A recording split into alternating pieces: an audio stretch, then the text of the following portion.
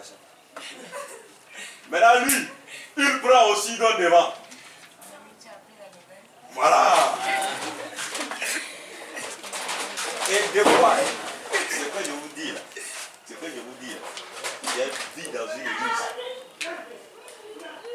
où la personne vient pour s'asseoir sur la chaise, se rend compte que c'est la personne qui avait combien, il se déplace, il ne vient même pas s'asseoir à côté d'elle. Mais où est le sens de la vie chrétienne? Alors que Jésus, lui, il se lève gaillardement, il passe s'asseoir au milieu des prostituées et il mange avec eux. Mais pour nous, critique sur critique. Quand son ami fait quelque chose de mauvais, au lieu de venir sagement et l'aider à changer, il critique sur critique. Et là même la jalousie là-dedans, le mépris, tout ça, et c'est ce qui engendre. Regardez, celui qui critique, là, généralement, il se voit arriver que lui, il n'y a pas d'erreur. Toi qui critiques, là, c'est grave. C'est grave. Peut-être la personne qui a commis la fornication, là, péché ou ici, peut-être qu'elle s'est déjà repentie. Elle a réparé même son erreur avec le Seigneur déjà, ou le Seigneur l'a même libéré. Pendant ce temps-là, toi tu es là. Oui, wow.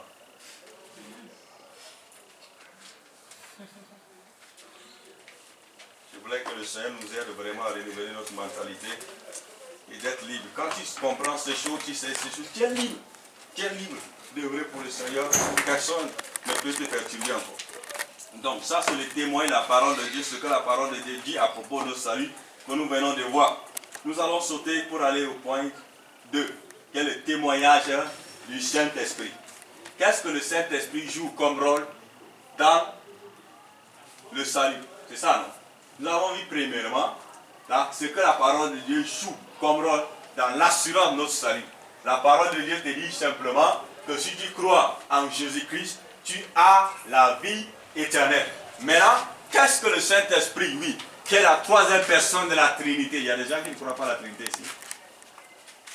Hein? Tout le monde croit à la Trinité, gloire à Dieu. La Trinité est réelle. Donc, le Saint-Esprit maintenant a un rôle, il joue un rôle aussi sur ce que c'est que notre salut. Nous allons voir dans Romains chapitre 8, le verset 9. On saute 14 à 16. Romains 8.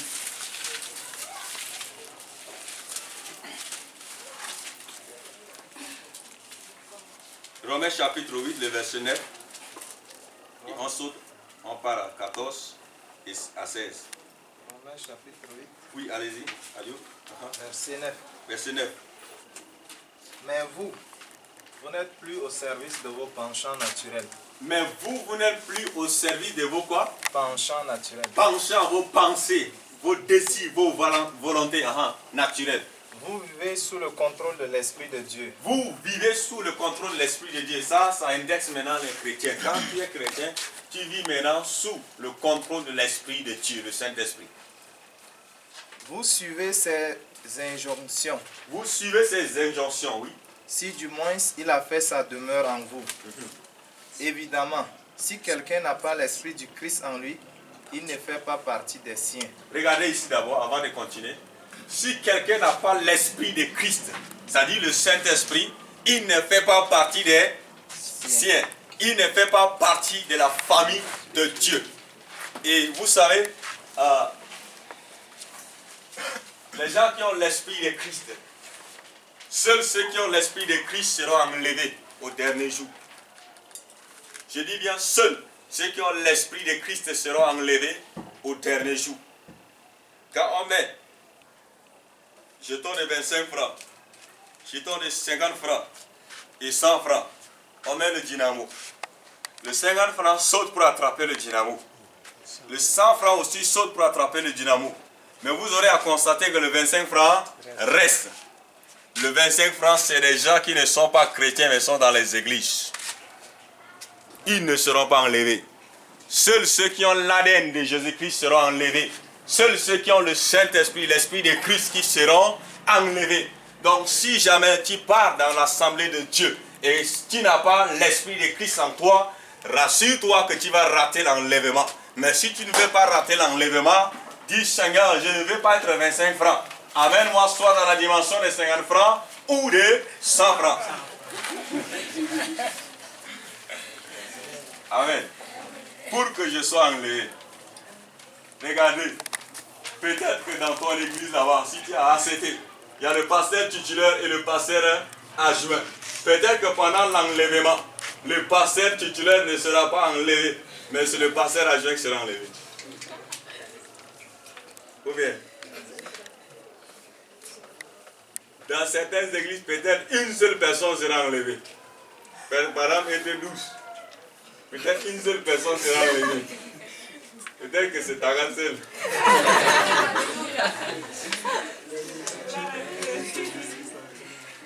Donc, je suis en train de nous connecter à quelque chose pour comprendre que l'affaire d'enlèvement là, c'est réservé uniquement à ceux qui ont l'esprit de Christ, ceux qui se sont attachés à Christ pour posséder son ADN. Et regarde, quand on prend par exemple Mardoché, la preuve qu'il est le fils de son papa, c'est l'ADN de son papa qui en. Le sang qui coule dans ses veines, c'est le même sang qui coule aussi dans les veines de son papa. C'est la preuve qu'il est le fils de son papa. Maintenant, quelle est la preuve qu'il est le fils de Dieu, enfant de Dieu, chrétien? C'est l'ADN de Christ, le Saint-Esprit. La Bible dit que celui qui n'a pas l'Esprit de Christ ne lui appartient pas. La suite. Ce n'est pas un vrai chrétien. Ce n'est même pas un vrai chrétien. Alléluia. Quand la version parole vivante, c'est ça? Très bien. C'est intéressant. C'est ça l'important de lire dans différentes versions. Il n'est même pas chrétien. Continue, c'est pas moi qui ai dit.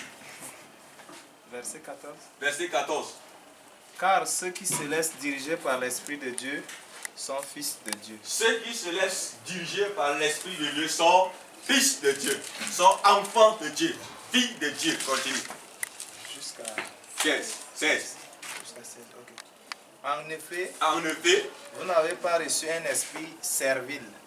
Vous n'avez pas reçu un esprit servile, c'est-à-dire un esprit de servitude, d'esclave. Vous n'avez pas reçu ça. L'esprit qui vous a été donné ne vous transforme pas en esclave. Voilà, l'Esprit Saint qui vous a été donné ne vous transforme pas en esclave. Il ne vous ramène pas sous la férule de la crainte. Il vous a introduit de plein droit dans la famille de Dieu. Ouais.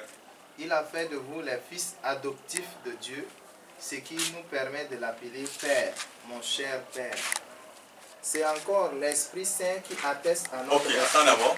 Ce qui permet, quand on dit nous sommes des enfants de Dieu, c'est cet esprit-là qui vient nous convaincre. Cet esprit-là qui fait de nous des enfants de Dieu. Et c'est cet esprit-là qui nous permet d'appeler Dieu Père, Abba Père, dans d'autres versions. Donc, ça c'est l'esprit d'adoption. C'est le Saint-Esprit même, la troisième personne de la Trinité. Mais à ce niveau, c'est l'esprit d'adoption. Les gens disent que c'est quand tu dois recevoir Jésus là, que c'est pendant ce temps-là que tu es baptisé dans le Saint-Esprit. Non, ce n'est pas encore ça le baptême dans le Saint-Esprit. C'est différent. Ça, tu reçois seulement l'esprit d'adoption qui te permet d'appeler Dieu Père. Amen. Continue. Verset 16. Verset 16. C'est encore l'Esprit Saint qui atteste à notre esprit. Oui, tu es un enfant de Dieu. Amen. Voici le rôle du Saint-Esprit. C'est le Saint-Esprit qui atteste, qui vient confirmer à notre conscience que je suis enfant de Dieu. Maintenant, par exemple, je vais dire à Innocent, il dit Innocent, c'est un païen.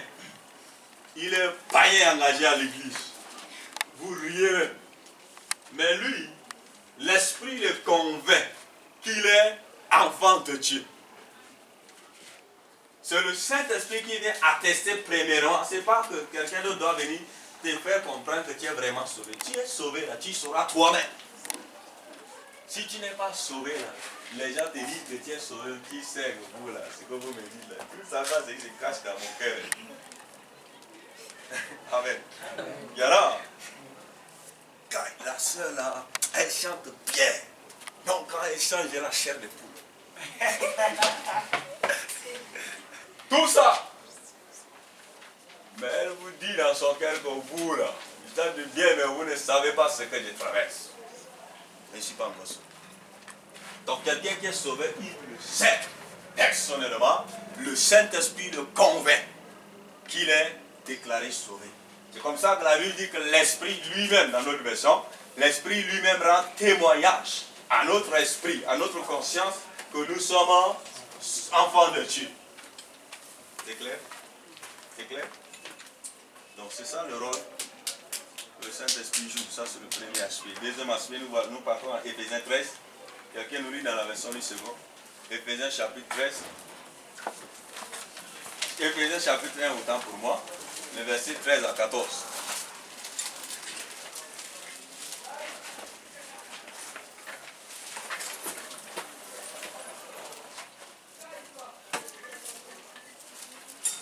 Éphésiens chapitre 1, le verset 13 à 14.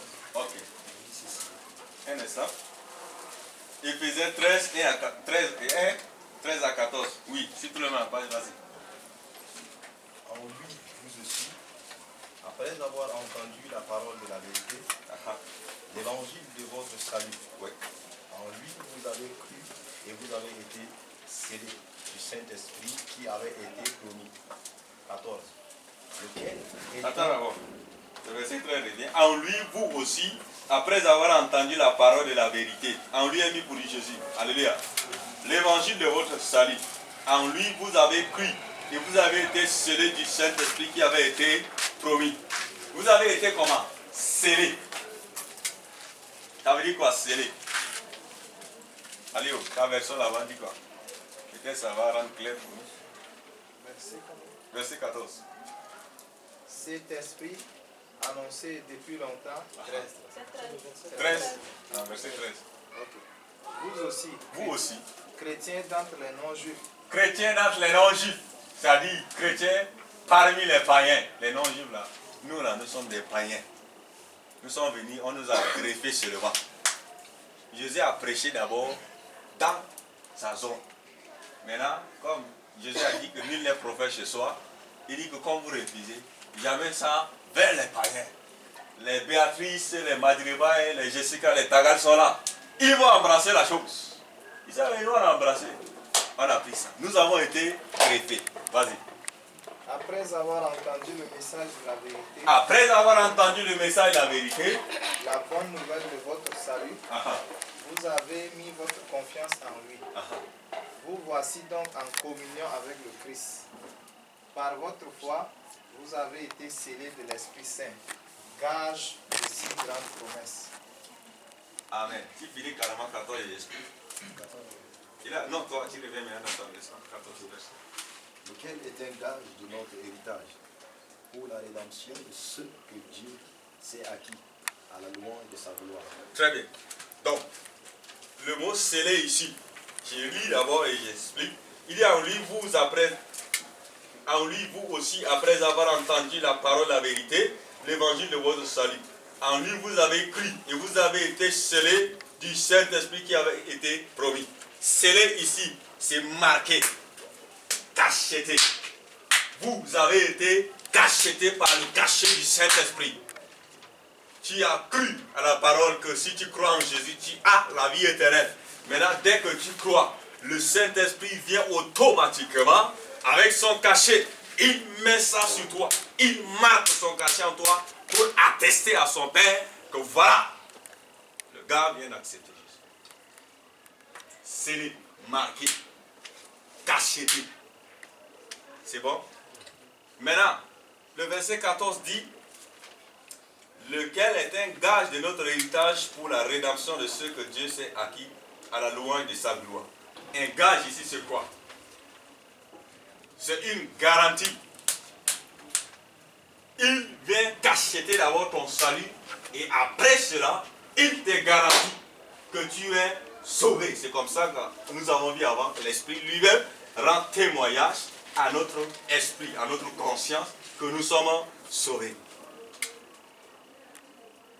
Amen. C'est qui, si tu t'assois simplement à l'église, mais tu ne cherches pas à aller en profondeur avec le Seigneur, à entrer en profondeur de ses Écritures, tu ne peux pas comprendre les choses. C'est important. notre génération, il faut qu'on puisse vraiment aller en profondeur pour aider ceux qui ne sont pas encore connectés. Donc, c'est ça le rôle du Saint-Esprit, c'est bon? Donc, je pense que déjà, nous sommes sur la deuxième partie. La première partie, ce que la parole de Dieu dit à propos de notre salut. La deuxième partie, maintenant, le rôle que joue le Saint-Esprit dans notre salut. Amen. Maintenant, la dernière partie.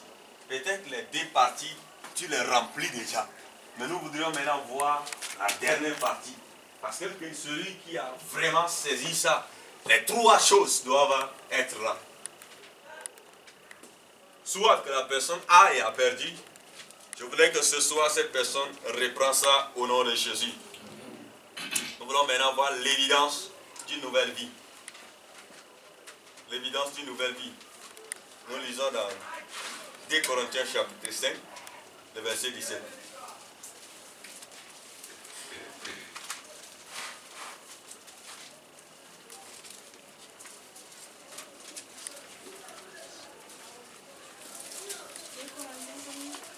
Corinthiens chapitre 5, le verset 17.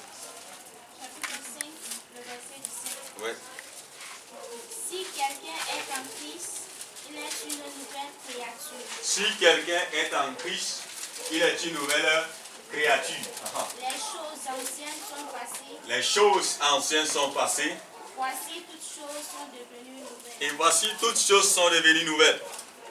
Une autre version? Oui. Si quelqu'un entre en communion vivante avec le Christ, Si quelqu'un entre en communion vivante avec le Christ, alléluia, il devient un homme nouveau. il devient automatiquement un homme nouveau. Pas quelqu'un qui entre en communion morte, une communion vivante. En ce moment, cette personne devient un homme nouveau. Aha. Il est recréé. Il est recréé, il est remis à neuf. L'homme d'avant est venu, le Seigneur est venu l'enlever pour revêtre le nouveau homme.